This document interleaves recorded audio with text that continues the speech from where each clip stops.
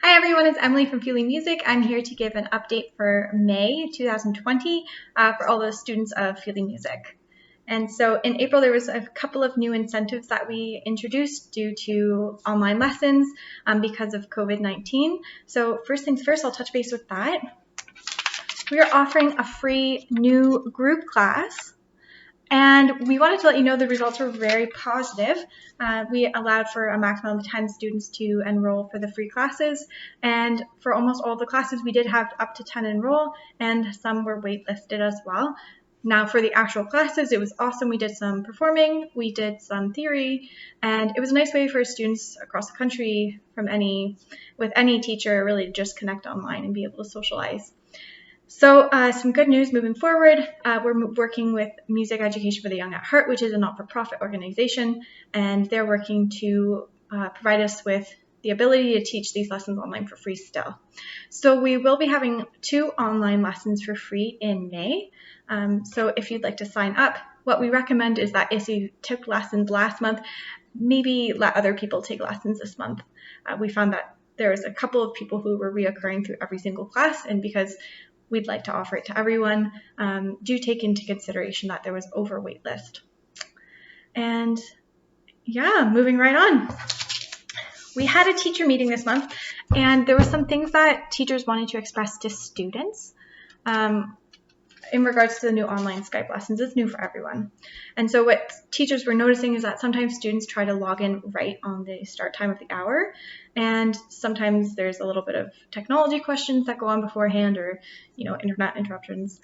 So what we recommend is getting by your computer and starting the login process about 5 minutes early.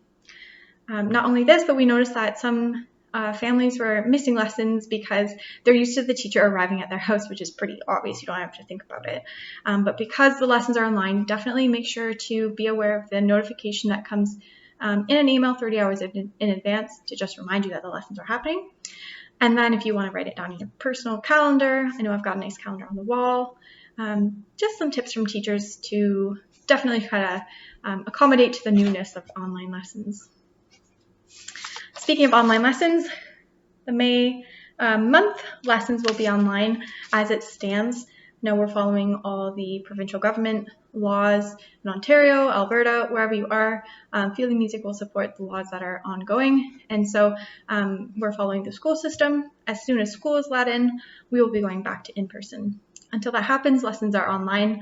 And for those of you who are taking lessons online, you might find it interesting that 1/3 of students actually do take lessons online, ranging from the age of 6 all the way up to 60.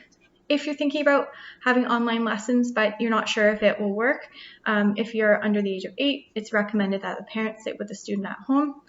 And some things you can look forward to in these online lessons are lots of screen sharing. I write on my screen for my students and mark notes that they're getting wrong. We do lots of ear training. We can teach scales. In the teacher meeting, we all noted that it's actually been going very well. So I recommend trying an online lesson if you haven't yet, and joining the other 1/3 of students who have had the lesson. Last but not least, Whereby or Skype will be options for teachers to have the lessons online. So I'm going to include a tutorial after this. It's just really short. It's about 2 minutes in length, and just shows you what to do if you're trying to log into a Skype lesson and what to do if you're trying to log into a Whereby lesson. Whereby is actually easier than Skype. So if you're worried that I'm trying to really get you to have some new technology learning curve, it's actually easier because there's no problem with needing to download the Skype program. It's very simple. And so your teacher will either have Skype or Whereby online. And last but not least, if your teacher's not offering lessons online, you don't see that they're available, go ahead and book another teacher, or you can even book myself. I've been teaching as well. So here's the tutorial to follow. Thanks so much, and we hope that your family's well. All right, so I logged into my profile and I went into the top to my schedule. That brought me here. Now, teachers are now able to add Skype or Whereby links, and these will take you to them to meet the teacher online. So I want to give you a tutorial of how to use Skype. So if we have your teacher and they have the Skype URL, you can copy and paste the Skype URL just like that and put it into another browser. Once you get here, you can click Open Skype. You can either join as a guest, or if you have an existing account, it'll prompt you at this stage to sign in with your original account. So then you'll be logged in just like you see here, and you'll be invited to meet now, so you can press start call. If a teacher notices that you haven't called them before the time of the lesson start, they'll call you. You're also welcome to call them when you get there.